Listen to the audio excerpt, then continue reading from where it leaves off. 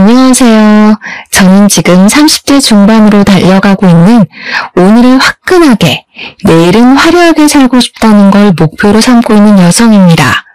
화통한 성격 때문인지 애인보다는 친구가 더 잘 어울린다는 말을 들으며 산 지도 벌써 30년이 훌쩍 넘어버렸네요. 이런 저에게 잊지 못할 한 사건이 일어나게 되었는데 정말 너무 어이도 없고 제가 왜 그 눈구름이 같은 속을 못 알아채고 홀라당 넘어갔었는지 황당하기만 합니다. 친구들에게 말을 해봐야 세상 물정 모르고 뒤통수 맞았다고 욕이나 한 번 더 얻어먹을 것 같다는 생각에 저를 아무도 모르는 이곳에 찾아와 이렇게 사연을 남겨봅니다. 제가 연애를 많이 해본 것이 아니라서 남자의 마음을 너무나도 몰랐던 게 이번 사건의 패착이라는 생각도 물론 합니다만 그래도 역시 사람을 속이는 쪽이 못된 놈 아니겠습니까? 여러분들께서는 제가 바보 같은 건지 아니면 저를 속인 그놈이 나쁜 놈인 건지 제대로 한번 이야기를 들어주시고 선택을 해주시면 감사하겠습니다. 이렇게나마 제 편을 만들었으면 하는 마음에 별의별 말을 다 털어놓네요. 그럼 서로는 여기서 줄이고 제 이야기를 풀어보겠습니다. 저는 자수공방을 운영하시는 어머니와 어머니가 운영하는 자수공방 건물을 소유하고 계신 아버지 밑에서 태어나 정서적으로나 물질적으로나 부유하게 평생을 자랐습니다. 저희 어머니께서 자수공방을 운영하신 덕분에 어릴 때부터 저도 자수를 배워서 그런지 인내심이 강하고 조용조용하며 강한 멘탈을 소유한 사람이 되었습니다. 성격면에서는 어머니를 닮았고 행동면에서는 아버지를 닮았는데 저희 아버지는 조물주 위에 계신 건물주라 그런지 행동에 거침이 없으셨습니다. 뭐 하나에 꽂히시면 무조건 직진을 하시는 성격이셨기 때문에 저도 그 면모를 닮아서 하나에 꽂히면 앞만 보고 달려가는 그런 행동적인 사람으로 자랐습니다. 집안에 부유함이 늘 있었기 때문인지 저는 항상 당당하게 제가 해야 할 일에 거침없는 사람으로 살았다고 말을 할 수 있습니다. 아무튼 저희 가족은 상당히 화목한 가정을 이루며 잘 지냈는데 원래 행복하면 그만큼의 불행의 그림자가 따라온다고 말을 하지 않겠습니까? 저희 아버지께서 갑자기 피곤하다, 몸이 힘들다, 체력이 많이 소모되는 것 같다 하셨는데 저희 아버지께서 또 운동을 상당히 좋아하셨거든요. 저는 그냥 아버지께서 운동을 하느라 피곤한 건 줄 알고 아버지도 이제 나이를 많이 드셔서 그런 거다 했는데 건강검진을 가셨다가 췌장암에 걸린 걸 알게 되었습니다. 췌장암이라는 게 증상도 뒤늦게 나타나는 바람에 이미 저희 아버지는 손쓰기에는 많이 늦은 몸이 되어버렸습니다. 저희 가족은 아버지와 함께 서서히 이별을 준비하면서 아버지의 발자취를 정리하는 일을 도왔는데 처음에는 정말 믿기지 않는 현실에 많이도 울었습니다. 아버지께서 너무 덤덤하게 우리 가족과의 이별을 준비하시며 웃는 얼굴만 기억하고 가면 좋겠다고 말씀을 하실 때는 정말 속이 말이 아니었습니다. 저는 그 뒤로 아버지의 마지막 소원에 따라 울음을 꾹 참고 아버지와의 시간을 보냈는데 저희 아버지께서 저에게 이런 말씀을 하셨습니다. 내가 건물을 네 엄마 이름으로 넘겨주려고 했는데 엄마랑 이야기를 해보니 앞으로 살 날이 더 창창한 사람이 가지는 게 맞는 것 같다. 아버지께서는 보유하신 현금 재산은 어머니에게 드리고 건물은 저에게 주시겠다고 말씀을 하셨습니다. 어머니께서도 동의한 일이며 상의한 결과이니 부담을 가지지 말고 건물을 잘 가지고 있으라고 말씀을 하셨습니다. 그렇게 아버지는 모든 것을 정리하신 뒤 딱 1년 4개월이라는 시간을 저희 가족과 함께 보내시고는 돌아가셨습니다. 저와 엄마 그리고 제 동생은 하염없이 울었지만 그래도 아버지께서 정리하실 시간을 충분히 주셨기에 또 한편으로는 미련 없이 아버지를 보내드릴 수 있었습니다. 마지막쯤 고통으로 인해서 힘들어하실 때는 저희도 뼈와 살을 깎는 고통을 느꼈지만 웃는 얼굴로 마지막을 보내자고 하셔서 울지 않으려 얼마나 애를 썼는지 모르겠습니다. 장례식장에서도 영정사진으로 웃고 계신 건강한 아버지의 얼굴을 보았을 때 정말 미친 듯이 울었지만 속은 후련하더라고요. 저는 아버지를 납골당에 잘 모신 뒤 틈만 나면 납골당에 가서 아버지의 사진을 보며 이야기를 나누고 제 속마음을 털어놓곤 했습니다. 아빠, 나 오늘 회사 팀장님한테 칭찬받았다? 처음 받는 칭찬이라서 엄청 좋았어. 그리고 나 오늘 소개팅 했는데 남자 키가 너무 작은 거 있지? 배도 나오고. 아빠 같은 사람 어디 없나 몰라. 납골당에 앉아서 이런저런 이야기를 주절주절 하고 있었습니다. 그러던 어느 날 평소처럼 주저앉아 이야기를 하고 있는데 누가 저한테 다가오더니 저를 빤히 바라보는 게 아니겠습니까?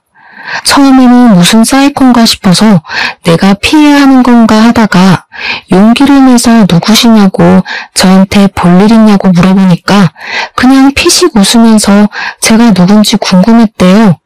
이게 무슨 소린가, 제가 한국말을 못 이해하는 건가 영문을 몰라서 그냥 가만히 있었죠 뭐. 저도 주말마다 찾아오는데 매번 여기서 넋두리를 하시는 분이 있더라고요. 누군지 궁금했어요. 이번에는 팀장님이 칭찬 안 해주셨나 봐요. 그러면서 본인 이름이 김민재라고 하더라고요. 제 넋두리를 다 들었구나 하는 생각에 얼굴이 붉어지긴 했지만 저도 제 이름이 윤봄이라고 인사를 드렸습니다. 어쩌다 보니 조금 이야기를 나누게 되었는데 나이는 저와 동갑이었고 상당히 패션 센스가 좋은 스타일인 남자였습니다. 첫인상 자체가 무척이나 호감상이었기 때문에 저는 이 사람과의 대화를 통해서 꽤 많은 것을 물어보게 되었고 친절하게도 민재 씨는 저에게 많은 것을 답해 주었습니다. 저는 이 납골당에 아버지를 보러 찾아오는 것이라 했더니 민재 씨는 자기 부모님 두 분 모두 교통사고로 돌아가셔서 찾아오는 거라고 했습니다. 여동생과 둘이 살고 있다고 하는데 갑자기 괜한 걸 물어봤다는 생각이 들어서 민재 씨에게 사과를 했더니 그러지 말라고 돌아가신 지 시간이 꽤 흘렀다고 하더라고요. 그 이후로 몇 번 마주치게 되어서 커피를 한 잔 마시며 이런저런 이야기를 나누게 되었고 결국에는 휴대폰 번호도 교환하게 되었습니다. 그 뒤로 가끔은 시간을 맞춰서 납골당 앞에서 만나기도 했는데 혼자 다닐 땐 꽤 우울했는데 둘이 다니니 기분도 괜찮고 좋더라고요. 어느 날 제가 민재 씨에게 패션 센스가 좋은 것 같다고 무슨 일을 하냐고 물어봐도 되냐 했더니 패션 관련된 일을 하고 있다고 당당하게 말을 하더라고요. 디자이너인가 보다 싶어서 꽤 전문직이구나, 괜찮은 사람이다 싶었습니다. 간혹 가다가 명품도 걸치고 하는 거 보니까 돈도 꽤 잘 버는 디자이너인 것 같았어요. 그거 다들 아시죠? 패션에 빠지려면 돈이 있어야 한다는 거요. 꽤 자주 만나기도 했고 대화를 많이 나누다 보니까 민재 씨에게 호감이 생겼고 민재 씨 또한 저와 같은 마음인지 고백을 하더라고요. 저희는 연애를 시작하게 되었습니다. 순탄한 연애가 시작되었고 저희가 연애를 시작한 지 10개월이 딱 흘렀을 때 민재 씨는 저에게 남자친구가 아닌 남편이 되고 싶다고 프로포즈를 했습니다. 저희 나이가 30밖에 되지 않아 아직은 이르다고 생각했지만 민재 씨는 저에게 지금이 결혼 적령기인 것 같다고 하더라고요. 의견 차이가 있긴 했지만 부모님이 계시지 않기에 하루빨리 자기만의 가정을 꾸리고 싶었다는 민재 씨의 말이 계속 귀에 맴돌았어요. 물론 저도 남겨질 엄마와 동생이 걱정이 되긴 했지만 저희 어머니께서 저에게 좋은 사람 같으면 놓치지 말고 결혼을 하라고 하더라고요.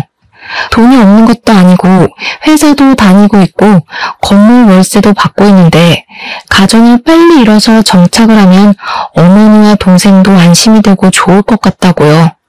거기다가 어머니 친구들 중에 일찍 손주들을 보신 분들도 계신데 손주 보는 재미가 그렇게 좋다고 하더라며 어머니께서도 하루빨리 손주를 보고 싶다고 하셨습니다. 그래서 민재 씨랑 예비 신우, 어머니와 제 동생 이렇게 다섯이서 간단하게 상견례를 하고 결혼식 준비를 했습니다. 신우의 나이가 24살밖에 되지 않았는데 알고 보니 아직 취업이 되지 않아서 준비 중이라고 하더라고요. 그래서 제가 슬쩍 민재 씨에게 결혼을 하면 신우는 원래 살던 집에서 혼자 사는 거냐고 물어보게 되었죠. 혹시라도 제가 신우를 데리고 살아야 할까봐 걱정되었거든요. 민재 씨가 살짝 얼버무리면서 아무래도 결혼을 하려면 돈이 있어야 할 것 같다고 집을 팔아서 신우는 원룸을 하나 얻어주고 남은 돈으로 집을 구해야 할 것 같다고 하더라고요. 어차피 자기네 집이나 우리 집이나 형편은 비슷하지 않아? 저는 민재 씨에게 끝까지 건물을 가지고 있다는 말을 하지 않았습니다. 그게 아버지의 신신당부이기도 했으니까요. 민재 씨 눈에는 저희 집이 자수공방을 하는 거랑 제가 회사 다니는 거 말고는 뭐가 없으니 본인 집과 형편이 비슷하다고 생각한 것 같았습니다. 민재 씨의 고민의 흔적이 보이는 부분이라 알겠다고 하고 신우가 살 원룸을 하나 얻어주고 민재 씨 돈에 제 돈을 합쳐서 꽤 괜찮은 빌라를 하나 얻었습니다. 결혼식을 올린 뒤 행복한 신혼생활이 시작될 거라 상상했고 제가 외로운 민재 씨의 든든한 가족이 되어주겠다고 다짐을 했습니다. 하지만 이 모든 것이 상상뿐이었다는 것을 금방 깨닫게 되었습니다. 결혼을 한 이후에 남편이 패션업에서 종사를 한다고 했던 그 직장이 동대문에서 옷가게 직원으로 일을 하고 있었다는 말이었다는 걸 알게 되었습니다. 남편이 평소 걸치고 다니던 명품들은 전부 다 가짜였고 말입니다. 제가 정말 그 허물에 깜빡 속아버린 것이었습니다.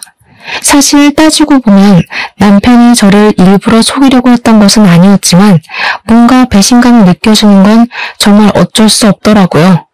제가 따지기도 애매했던 건 남편은 오히려 당당하게 패션업에 종사한다고 했을 뿐인데 오해는 제가 스스로 오해한 거 아니냐고 하면서 기분까지 나빠하더라고요. 동대문에서 옷 장사한다고 자기 무시하는 거냐고 하는데 사실 좀 그렇죠. 나이 서른의 옷가게 주인도 아니고 직원으로 일을 하고 있다는 것이 그것도 한 달에 고작 180만 원 받으면서 그 일을 하고 있다는 게 참 이 사람의 결혼 전 모습이 어땠을까 하는 생각이 들 정도였습니다. 결혼하고 3개월 정도는 꽤 행복한 시간을 보낸 적도 있었어요.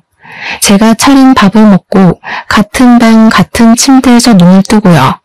그러던 어느 날 갑자기 신우가 신혼집에 한번 놀러 오더니 집이 너무 좋다고 이런 집에서 살고 싶다고 저에게 은근 말을 걸더라고요. 지금 사는 원룸도 엄청나게 저렴한 반지하 원룸이라서 보안도 취약하고 별로라며 조금 무섭다는 식으로 말을 했습니다. 계속 저 들으라는 듯이 와 나도 이렇게 햇볕 드는 집에서 먹고 자고 하면 너무 좋겠다 하는데 불편함이 느껴지더라고요. 저는 신우에게 그냥 대놓고 신우도 취직하면 볕 드는 집으로 이사가라고 애둘러서 같이 사는 건 죽어도 싫다는 표현을 전했습니다. 신우는 그 뒤로 마치 작정을 한 사람처럼 굴었는데 자꾸 저희 집을 찾아와서 집안 살림을 하나도 건드리기 시작했습니다. 저희 부부가 혼수를 준비할 때 세탁기랑 건조기는 좋은 걸로 구매를 했는데 신우가 자꾸 세탁물을 들고 집으로 찾아오는 게 아니겠습니까? 저는 진짜 어이가 없었던 게 차라리 버스를 타고 왔다 갔다 할 돈이면 그냥 코인 세탁방 같은 데에 가서 세탁을 하는 게 더 낫겠다 싶었거든요. 그 무거운 걸 다 들고 와서 세탁기랑 건조기를 돌리고 가는데 어이가 없더라고요. 거기다가 자기네 집에는 욕조가 없다면서 자꾸 저희 집에서 반신욕을 하는 겁니다. 친구 집도 아니고 오빠 부부 집이면 욕실을 쓰고 정리라도 해야 하는데 신우의 긴 머리카락을 사방팔방 다 흘리고 다니질 않나. 거기다가 원룸이라서 밥 해먹기가 불편하다며 허구한 날 우리 집에 와서 밥을 먹고 진짜 신우한테 하고 싶은 잔소리가 한두 가지가 아니었습니다. 그렇게 결혼 생활을 한 지 6개월 차가 되었을 때 갑자기 남편이 저에게 호들갑을 다 떨면서 큰일 났다고 난리를 치는 겁니다. 저는 갑자기 발을 동동 구르는 남편 때문에 놀라서 무슨 일인지 일단 진정을 하고 말을 해보라고 했더니 글쎄 신혼의 집에 도둑이 들었다는 게 아니겠습니까? 지금 당장 가봐야겠어. 도둑이 들었다니 여자 혼자 사는 집에 위험하게.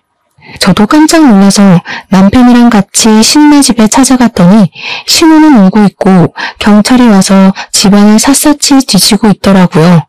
저는 정말 깜짝 놀라서 신우에게 뭐 없어진 건 없냐고, 다친 데도 없는 거 맞냐고 이것저것 물어봤는데 신우는 고개만 도리도리 젓고 모르겠다고 울고만 있었습니다.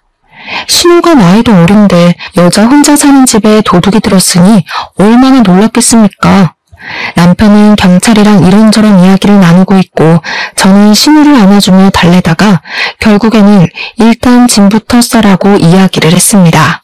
신우가 멀뚱멀뚱 있길래 제가 신우 집에서 대충 캐리어를 잡아들고 당장 급한 짐부터 싸라고 닥달을 했죠.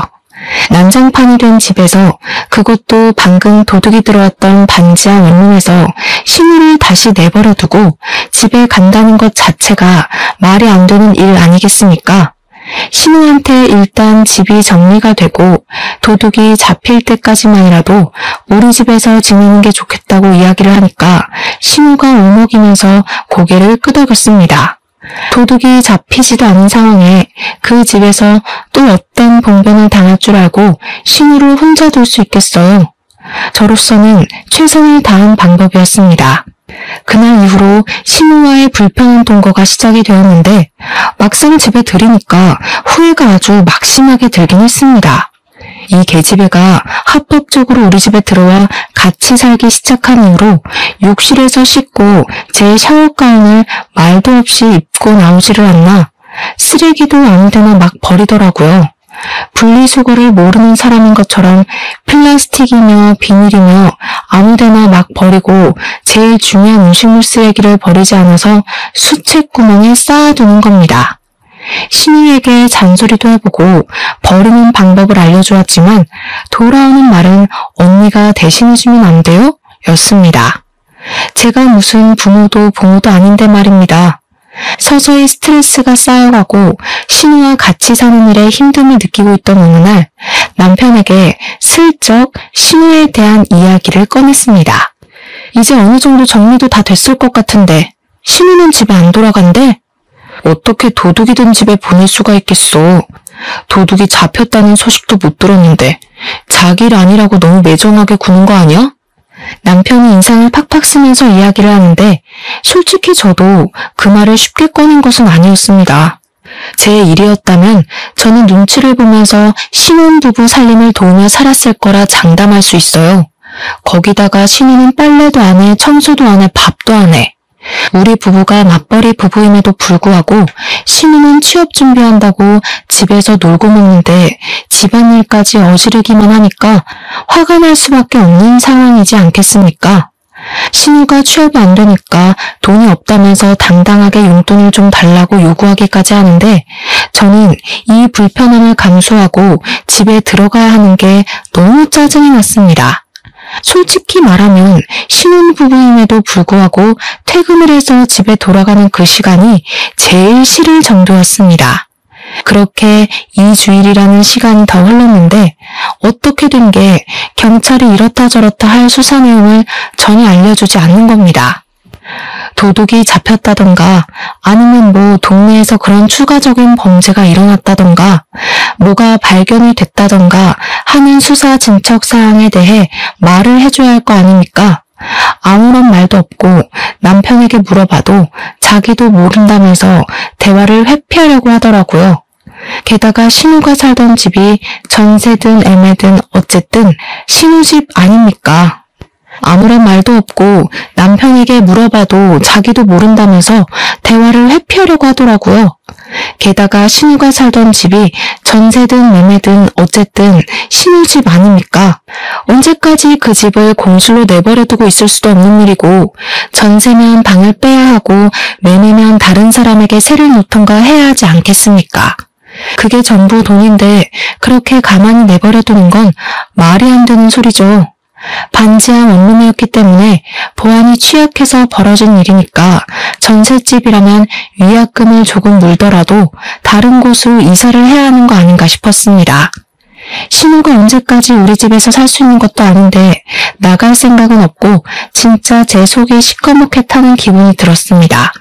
결국에는 참다 못해 퇴근길에 경찰서에 들러서 담당 형사를 붙잡고 제가 직접 물어봤습니다. 수사는 어떻게 되고 있는 건가요? 이렇다 저렇다 할 말도 없으시고 범인 검거 1등 국가라더니 좀도둑 하나 못 잡으면 안 되는 거잖아요. 예? 무슨 말씀이신지? 가족분들에게 말씀드렸는데요. 수사 종결됐어요, 그 사건. 네? 범인이 잡혔나요? 언제요? 그 이야기 못 들으셨구나. 국과수에서 나와서 지문 검시까지 싹 했는데 침입자 흔적이 나타나지 않아서 그냥 혐의 없음으로 사건 종결됐어요. 없어진 물건도 없다고 하고 본인이 전날 술을 하도 마셔서 어지른 것 같다면서 죄송하다고도 했고요. 이게 다 무슨 소리인가 싶었습니다.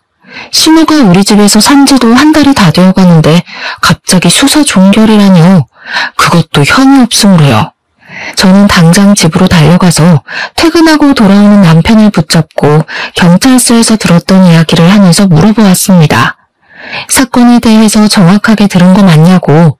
오늘 형사를 찾아가서 물어봤으니까 숨길 생각하지 말고 솔직하게 이야기를 하라고 정색을 하고 말을 했습니다. 그러니까 남편이 머리를 막 긁으면서 입을 열더라고요. 그걸 또 형사를 찾아가서 물어봤어? 당신도 참. 솔직히 그렇잖아. 내 동생 나이도 어린데 혼자 사는 거 내가 그걸 어떻게 지켜보겠어. 그래서 이참에 그냥 우리 집에서 같이 살면 좋겠다 싶어가지고. 근데 뭐 명분이 없으니까 그런 일을 좀 횡설수설하면서 이야기를 하는데 결론은 바로 신우이랑 남편이 짜고 저희 집에서 같이 살기 위해 벌인 자작극이었다는 소리였습니다. 자연스럽게 합가를 하고 싶은 마음에 그런 일을 벌인 것이었어요. 심지어 직접 경찰에 신고까지 하면서 말입니다. 어떻게 사람이 그런 짓까지 해가면서 속이려고 하는지 소름이 다 돋을 지경이었습니다. 우리 엄마도 동생이 지금 타지에 나가 있어서 혼자 살고 있는데 그럼 나도 엄마 걱정되니까 우리 집으로 불러서 같이 살아도 돼? 아니, 장모님이랑 내 동생은 다르잖아. 장모님은 불편하고. 저는 신우가 안 불편하겠습니까? 남편이 이런 작당무의를 했다는 게 너무나도 정 떨어지는 포인트였습니다. 신우가 살던 집도 알고 보니까 보증금 없이 들어가는 월세집이었더라고요.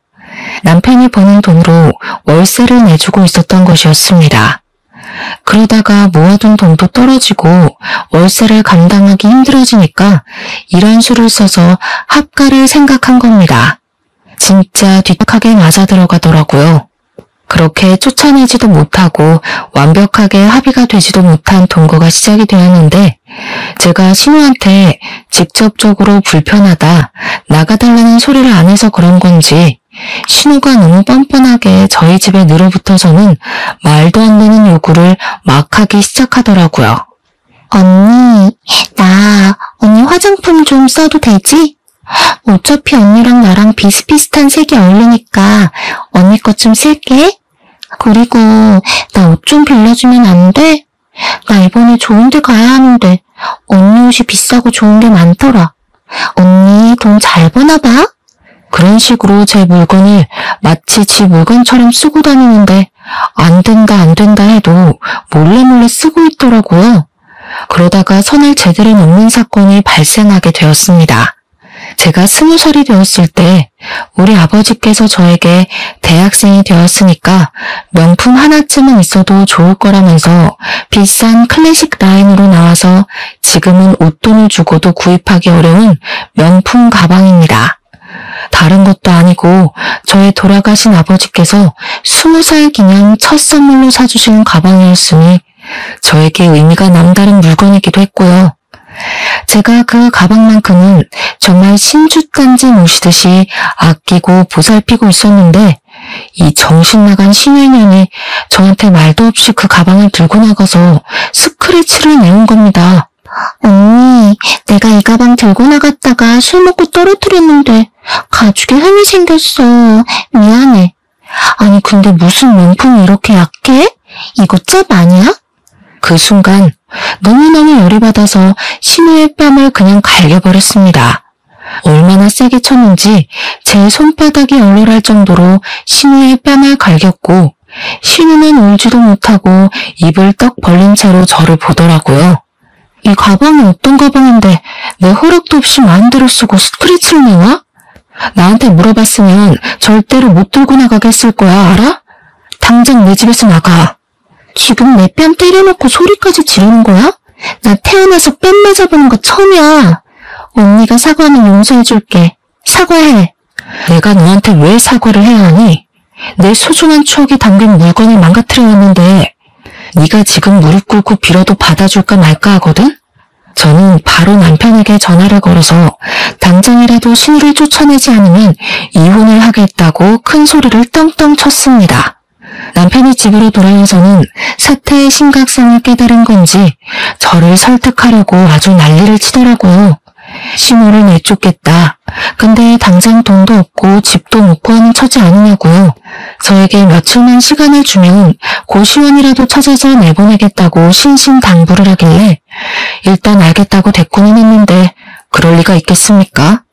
일주일이 지나고 2주일이 지나고 그냥 시간이 흘러서 제가 포기를 하거나 신우를 용서할 때까지 버티는 느낌을 팍팍 받았습니다. 남편도 제 눈치만 슬슬 보면서 날이 추워서 지금 집 나가면 고생할 게 뻔한데 이런 소리나 하고 있고요. 아, 이 연놈들이 반성이 없구나. 저를 그냥 호구로만 생각하는구나. 이런 식으로 영영 누르붙을 준비를 하고 있구나 하는 생각이 들기 시작하면서 그 두 남매를 보고 싶지 않아졌습니다. 꼴도 보기 싫어서 가끔 친정집에 와서 잠을 자고 가곤 했는데 어머니께 이런 이야기를 전부했더니 어머니께서 한숨을 푹푹 쉬면서 어쩐지 하시더라고요. 왜? 엄마도 뭐 느낀 거 있어? 아니면 내 남편이 엄마한테 뭐라고 했어? 아니, 우리 딸 결혼하고 얼마 지나지 않아서부터 자꾸 너희 아빠가 꿈에 나오는 거야. 너네 아빠가 엄마 보고 사랑 보는 눈이 그리 없어서 되겠냐고 어찌나 잔소리를 하던지. 처음에는 무슨 이런 개꿈이 다 있나 싶었는데 살면서 제 이야기를 전해 들으며 아버지께서 어머니에게 이 결혼을 시키지 말라고 말렸던 행동이었다는 걸 알게 되었다고 하셨습니다. 저에게 계속 어머니는 한숨을 쉬며 본인이 사람 보는 눈이 없어서 이 사달이 난 것 같다고 이혼을 하려면 애가 들어서기 전에 빨리 하라고 하시더라고요. 이런 건 참고 살아봐야 병만 키우는 일이라고 하시면서 행동력 있는 우리 딸을 믿는다고 결단력 있게 행동하라고 조언을 해주셨습니다. 저는 어머니까지 저의 편이라는 것을 깨닫고 마음이 든든해진 덕분에 제대로 이혼을 결심하게 되었습니다. 혼자 곰곰이 생각을 해보니까 집은 나름 남편이 돈을 보탠 부분이 있으니까 정리해서 반 갈라주면 되겠구나 싶었습니다. 가전제품들이야 중고로 팔아치우면 돈이 꽤 될 것 같다고 생각하면서 중고 시세를 알아보며 저 혼자만의 정리를 시작하게 되었습니다.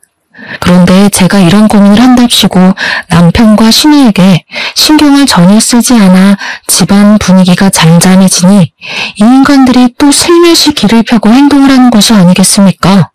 제가 이제는 합가하는 부분을 포기하고 자기들을 용서했다고 생각을 하는 건지 뭔지 진짜 그 뻔뻔한 행동에 기가 다 막히더라고요. 그러다가 결정적인 사건이 터졌는데 제가 원래는 세금 고지서를 어머니의 자수공방으로 받게 주소를 설정해 두었습니다. 건물을 가지고 있다는 걸 남편이나 신우는 전혀 몰랐기 때문에 일부러 들키지 않으려고 그렇게 해뒀었는데 제가 실수를 하나 하고 말았습니다. 다른 세금 고지서를 집 주소로 받아오면서 재산세와 종부세 고지서까지 집으로 날아오게 되어버린 것이었습니다. 신우랑 남편이 우편함에 꽂힌 세금 고지서를 보고 저에게 건물이 있다는 사실을 알게 된 것입니다. 언니, 이거 뭐야? 언니 건물 있어? 왜 말 안 했어? 내가 인터넷 찾아보니까 이거 건물 있으면 나오는 거라는데? 언니 건물주야? 뭐야? 그동안 건물식이나 있는 사람이 우리한테 이렇게 박하게 군 거야? 아니 그러면 집은 왜 반반 나는 건데? 있는 사람이 더 내야지. 언니, 나 진짜 서운하네. 건물주인 거 알았으면 나 취업 준비 안 했을 텐데. 나도 옷가게에서 그런 더러운 꼴 안 보고 당신 돈으로 여행도 다니고 취미생활하면서 살았으면 좋잖아. 하긴 지금도 늦진 않았어. 그렇지? 언니, 진짜 대단하다. 그렇게 돈도 많으면서 회사는 왜 다니는 건데? 앞으로는 그런 건물 관리하면서 놀고 먹고 여행 다니자 우리. 그 건물 관리 내가 할까? 아무래도 건물주가 남자인 게 더 낫지 않겠어? 지금 둘 다 나 말할 틈 하나 안 주고 뭐 하는 거야? 이 건물 내 명의지만 내 거 아니야.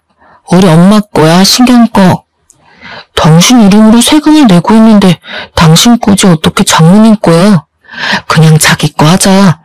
월세 얼마씩 들어오는데? 나한테 안 들어온다고.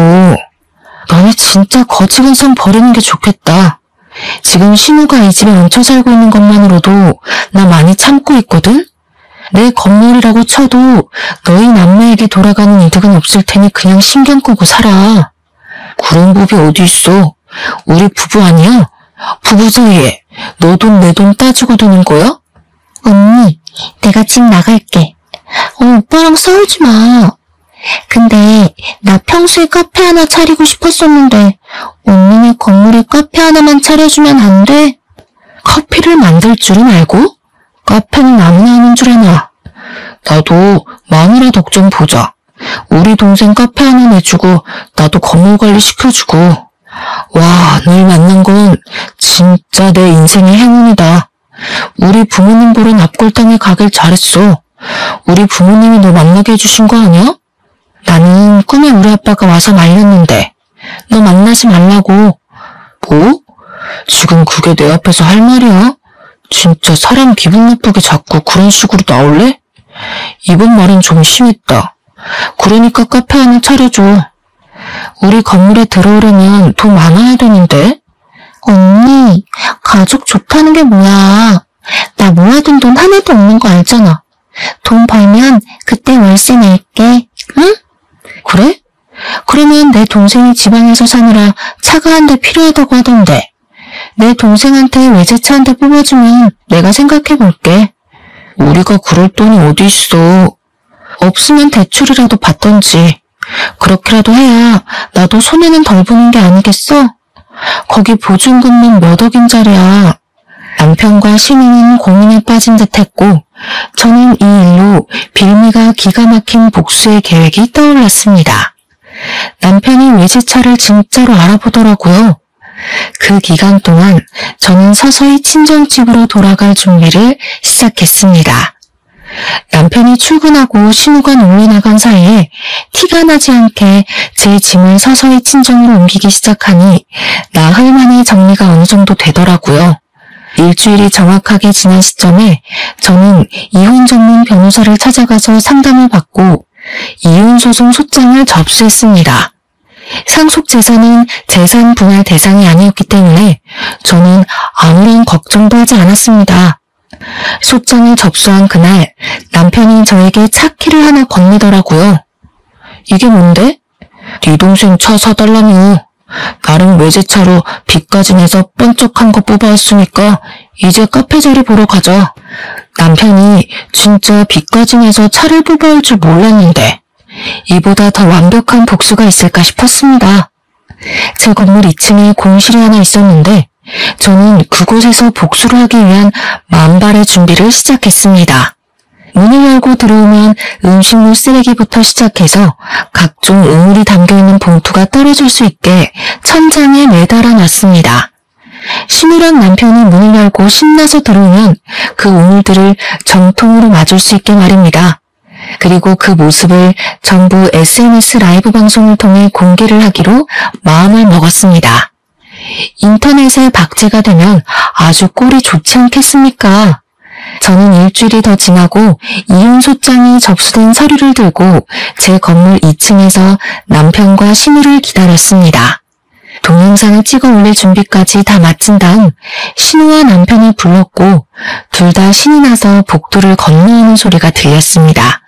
우와, 건물 때깔 죽인다. 이 건물 진짜 몇백억 하겠는데? 새언니 덕분에 카페 사장도 되고 너무 신난다. 친구들한테 자랑 다 해둔 거 알지? 나 명품백도 하나 질렀잖아, 카드로. 저를 발견한 신우와 남편이 앞다투어 문을 열었고 그 순간 천장에 매달려 있던 오물봉투가 그 둘을 덮쳤습니다. 우와, 이게 무슨 냄새야? 이게 뭐야? 신우와 남편이 오물을 된통 뒤집었었고 더러운 꼴을 하고 소리를 지르는 남편에게 이혼 소송장을 건넸습니다. 마음 같아서는 뺨이라도 한 대 더 치고 싶었지만 너무 더럽고 냄새가 나서 근처에 가고 싶은 마음도 사라지더라고요. 이혼해 우리. 나 솔직히 당신네들 같은 거지들이랑 더 이상 못 살겠어. 그 냄새가 딱 어울려 너네는. 이게 뭐하는 짓이야? 장모님도 알아? 네가 이렇게 사이콘지? 우리 엄마가 날 낳았는데 왜 모르겠어? 그리고 어디서 우리 엄마를 감히 입에 올리고 난리야? 언니, 이런 꼴을 만들어 놓고 이혼이 가당키나 해요? 웃겨 진짜. 재산 분할인지 뭔지 그거에서 돈 받아낼 거야. 하나는 알고 둘은 모르는 멍청이야. 상속재산은 재산 분할 대상에 안 들어가거든? 너의 몫은 지금 신혼집 자금 50% 그거밖에 없다는 소리야. 뭐? 야, 그래도 지금이라도 사과하면 내가 용서해 줄게. 저는 어이가 없어서 깔깔거리면서 웃다가 남편의 정강이를 발로 그냥 확 차버렸습니다. 차키를 남편 앞에서 살랑살랑 흔들면서 약을 올리니 남편이 저한테 달려들어서 차키를 빼앗으려고 드는데 냄새가 절로 나니까 저도 모르게 피하게 되더라고요. 제가 또 학창시절에 운동으로는 빠지지 않았던 사람이었기 때문에 남편이 음식물 쓰레기를 뒤집어 써서 앞이 잘 안 보여 허우적거리는 동안 요리조리 피했습니다. 나중에 약이 바짝 오른 남편과 신우가 결국에는 저를 잡기를 포기하고 말로 해결을 하려고 자기들한테 유리한 말을 막 뱉더라고요. 차키 내놔. 그거 다 빚내서 산 거야. 내가 이런 꼴 당하려고 그 비싼 차를 빚까지 내서 산 줄 알아? 언니, 나 이 가방도 카드 할부로 긁은 거라 다음 달부터 돈 나가야 하는데 가방값이라도 주면 안 돼? 너희들이 눈이 멀어서 한 행동인데 그걸 왜 나한테 책임지라고 하는 거야? 지금이라도 우리한테 잘못했다고 빌어. 그러면 우리도 넘어가 준다니까? 너같이 아무것도 없고 허세만 가득한 새끼를 사랑한다고 감싸줬던 내가 병신이었어. 내가 사과할 일이 뭐가 있어? 그동안 나한테 한 짓을 생각해봐. 너희 남매가 그동안 나한테 빌붙었던 거, 온갖 거짓말로 날 속였던 거 생각하면 음식물 쓰레기도 아까워. 알아? 우리는 운명으로 만난 거잖아. 우리 부모님 장인어른이 납골당해서 우리를 이어준 거라니까? 개소리 하네 진짜. 우리 아빠가 귀신 돼서 나타났다니까 너랑 헤어지라고? 집은 부동산에 이미 내놨으니까 정확하게 반반 정리하자고. 아, 혼수는 전부 내 돈으로 했던 거 기억하지? 그래서 그거 전부 중고나라에 올려놨어. 내 물건이니까 소유권도 나한테 있는 거 알지? 건드리기만 해봐. 그제야 제가 한 모든 이야기가 진짜라는 것을 깨달은 건지 뭔지 남편이랑 신우가 그 짓꼴을 하고서는 제 앞에 무릎을 꿇고 빌기 시작했습니다. 우리 부모님을 들먹이면서 당당하게 굴 때는 문제고 제가 진심으로 이혼을 말하고 집도 부동산에 내놨다고 하니까 쫄리기 시작했는지 갑자기 저 자세로 나오더라고요. 제가 없으면 세상에 사는 의미가 없다. 저를 진심으로 사랑하고 이제는 한 가족인데 어딜 떠나라고 하냐면서 말도 안 되는 말을 뱉더라고요. 아무래도 남편에게는 외제차 값에 빚이 생겼고 신우에게는 고작 1,000만 원도 안 되는 돈이긴 하지만 카드값이 남았으니 마음이 급했겠죠. 저는 이미 남편이 제 명의로 사둔 차의 키를 빙빙 돌리면서 끝까지 나약하고 허세있고 찌질한 그들의 모습을 마음껏 비웃어 주었습니다. 당장 그 집에서 쫓겨나면 오갈 곳도 없고 먹고 살 걱정이 되니 어쩔 수 없는 행동이었겠지만 저는 통쾌하게 느껴졌습니다. 제가 씨알도 안 먹힌다는 표정으로 아무 소리도 하지 않으니 남편이랑 신우가 바짝 엎드려서 잘못했다고 빌었습니다. 언니, 내가 그동안 서운하게 했으면 진짜 미안해. 내가 잘못했어, 응? 나 이제 앞길이 창창해질 것 같은데 한 번만 봐주면 안 돼? 내가 카페 성공시켜서 언니한테 돈 다 갚고 효도도 하고, 어? 내가 진짜 잘할게, 언니. 제발 나 한 번만 살려줘. 나 이 가방 1000만 원짜리란 말이야. 내가 돈이 어디 있어서 이 가방 값을 내겠어. 나도 외제차 8천만 원이나 주고 산 차란 말이야. 대출도 제대로 안 나와서 제 3군인 캐피털도 3군데에서나 빚내서 산 거야. 제발 지금 당신이 모른 척하면 우리 평생 빚쟁이한테 쫓겨다니면서 살아야 한다니까. 까지 말로만 잘못했다고 말을 하고 제 건물에 기대서 편하게 살고 싶다는 말을 돌려 하는 그들에게 저는 마지막 인내심까지 사라지게 되었습니다. 말하는 꼬락서니를 들어보니 이것도 아주 잠깐이고 제가 받아주기라도 하면 건물 명의부터 돌려달라고 할 뻔뻔한 연놈들이었습니다. 주먹이 불끈 쥐어졌지만 영상에 다 찍히고 있는 중이었기 때문에 꾹 참고 참았습니다. 혹시라도 폭행 신고가 들어가면 안 되니까요. 이들의 이 뻔뻔한 작태는 전국에 퍼질 거고 이혼 소송도 제 편에서 마무리되길 바라고 있었기 때문에 부모님 생각을 하면서 버텼습니다. 대신 신우가 메고 온 그 1000만 원에 가깝다는 미니백에 남은 음식물 쓰레기를 탈탈 털어 넣어 주었습니다. 신우가 경악을 하면서 소리를 빽 질렀지만 저는 아랑곳하지 않았죠. 신우는 부들부들 떨면서 가방 내피를 닦아내려고 애를 쓰더라고요. 아유, 진짜 너는 이 음식물 쓰레기가 아까워. 재활용도 안 되는 쓰레기들이잖아. 안 그래? 난 너네 같은 남 재산 등쳐먹는 인간들이 제일 싫더라. 저는 휴대폰에서 라이브로 중계된 영상을 끄면서 그들에게 나중에 인터넷 살펴보라고 아주 재미난 꼴 실컷 볼 수 있을 거라고 친절하게 설명을 해주었습니다. 그리고 저는 뒤도 돌아보지 않고 친정으로 떠났고 부동산에 매매했던 집은 나름 위치가 좋았던 빌라라서 그런지 빠르게 매매가 진행되었습니다. 남편과 만나야 하는 상황이 생길까봐 대리인을 통해서 진행을 했고 돈을 받자마자 남편의 통장에 반을 붙여주었습니다. 솔직히 말하면 그 반도 주고 싶지 않긴 했지만 괜히 그랬다가 소송전에 휘말리면 피곤하니까 정확하게 반반 나누었습니다. 가전은 대부분 중고가로 팔아치웠습니다. 제가 행동력 하나는 끝내주니까 저희 어머니께서도 혀를 내두르시더라고요. 제가 친정에서 지내는 동안 남편과 신우는 살려달라며 저희 친정을 매일같이 두드렸지만 저는 문을 절대 열어주지 않았습니다. 어차피 끝난 마당에 그들의 억울한 이야기를 들어서 어디다 쓰겠습니까? 하지만 남편과 신우는 끝까지 저희를 귀찮게 하더라고요.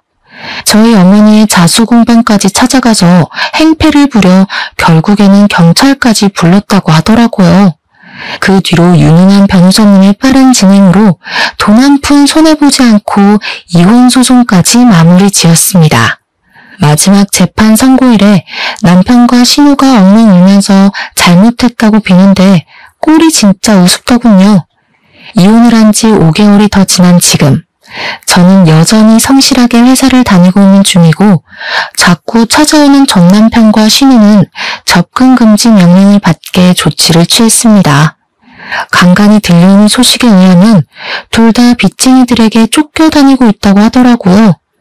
저는 일부러 남편에게 받은 외제차를 동생에게 선물로 주었고 제 동생은 그 차를 아주 잘 끌고 다니고 있습니다. 꿈의 아버지가 그 뒤로 나오지 않아 보고 싶고 죄송스럽기도 하고 그러네요. 아, 그 연놈들을 혹시라도 마주칠까 납골당도 다른 곳으로 옮겨버렸습니다. 아버지께서 저를 지켜주고 있을 거라 믿어 의심치 않기에 저는 오늘도 내일을 향해 달려갑니다. 여러분들에게도 항상 좋은 일만 가득하시길 바라면서 저의 사이다 사연은 여기서 마무리하겠습니다.